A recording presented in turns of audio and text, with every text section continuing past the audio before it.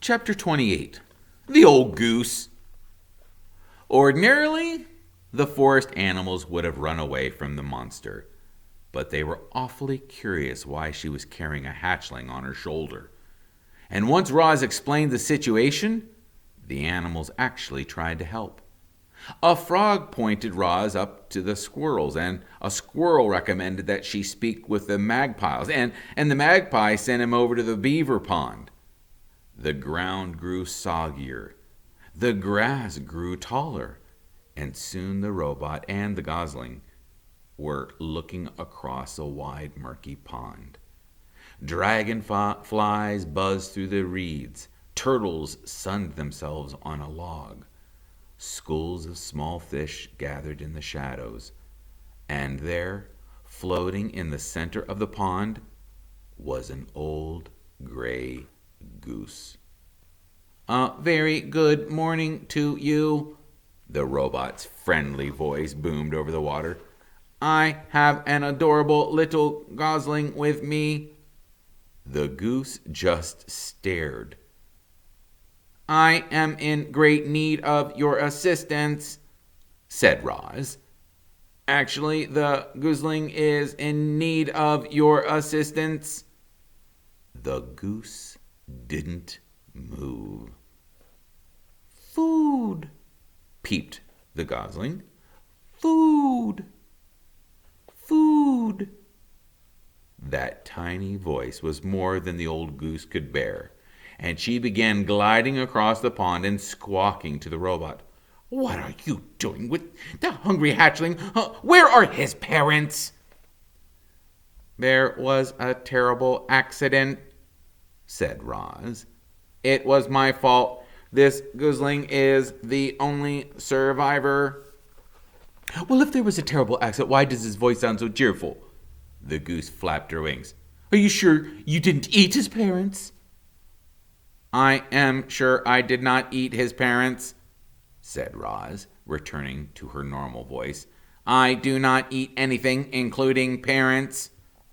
The goose squinted at the robot. Then she said, Do you know who his parents were?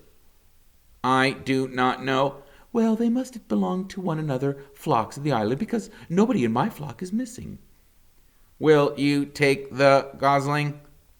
I most certainly will not, squawked the goose. I can't take in every orphan I see. You say this is your fault? It seems to me that it is up to you to make things right. Mama, peeped the goosling. I have tried to tell him that I am not his mother, said the robot, but he does not understand. Well, you'll have to act like his mother if you want him to survive. There was that word again. Act. Very slowly, the robot was learning to act friendly. Maybe she could learn to act motherly as well. You do want him to survive, don't you? Said the goose. Yes, I do. I want him to survive, said the robot. But I do not know how to act like a mother. Oh, it's nothing. You just have to provide the goosling with food and water and shelter. Make him feel loved. But don't pamper him too much. Keep him from danger and make sure he learns to walk and talk and swim and fly and get along with others and look after himself. And that's really all there is. Motherhood. The robot just stared. Mama. Food, said the goosling. Now would be probably a good time for you to feed your son, said the goose. Yes, of course, said the robot. What should I feed him? Well, give him some mashed up grass and a few insects get in there, and all the better. Roz tore several blades of grass from the ground. She mashed them into a ball and then dropped the ball into the nest. The goosling shook his tail feathers and chewed his very first bites of food. Oh, by the way, my name is Loudwing, said the goose.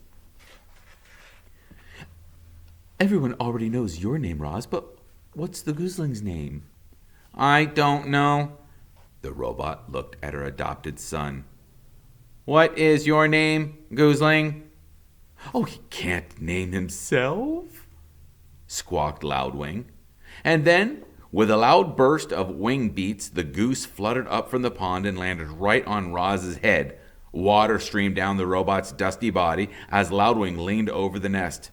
Oh dear, he certainly is a tiny little thing, said Loudwing. He must be a runt, I'll warn you, Roz. Runts really don't last very long, and with you for a mother, well, it'll take a miracle for him to survive. I'm sorry, but that's the truth. However, the gosling still deserves a name. Let's see. His bill is usually a bright color. It's actually quite lovely. If I were his mother, I'd call him Bright Bill. Yeah, but you're his mother, so it's up to you. His name will be Bright Bill, said Roz, as the goose fluttered back to the water. And we will live by this pond where he can be around other geese. I will find us a sturdy tree nearby. You will not do any such thing. The goose flapped her wings. A tree's no place for a gooseling. Bright Bill needs to live on the ground like a normal geese. Loudwing sized up the robot. I suppose you will need a rather large home. You'd better speak with Mr. Beaver. He can build anything. He's a little gruff at times, but if you're extra friendly, I'm sure he'll help you out. And if he gives you trouble, I'll remind him that he owes me a favor.